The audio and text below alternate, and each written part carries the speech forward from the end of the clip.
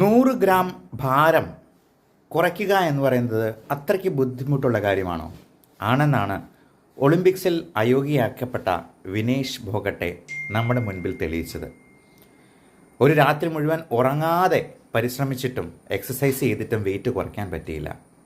Wait റിഡക്ഷനിൽ ഏറ്റവും പ്രധാനപ്പെട്ട കാര്യം 70% നമ്മുടെ ഡയറ്റാണ്.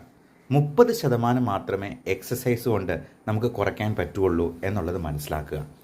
അതായത് 70% നമ്മൾ ഡയറ്റിലാണ് കോൺസെൻട്രേറ്റ് ചെയ്യേണ്ടത് എന്നർത്ഥം.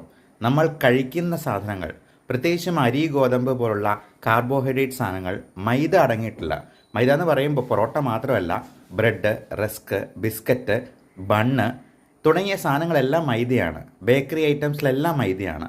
അതും ഒഴിവാക്കിയെന്നാൽ മാത്രമേ, പഞ്ചസാര കംപ്ലീറ്റ്ലി കട്ട് ഓഫ് ചെയ്തെന്നാലേ നമുക്ക് വെയിറ്റ് കുറയ്ക്കാൻ പറ്റുള്ളൂ. ഫാറ്റ് ബേൺ ചെയ്യുന്ന രീതിയിലുള്ള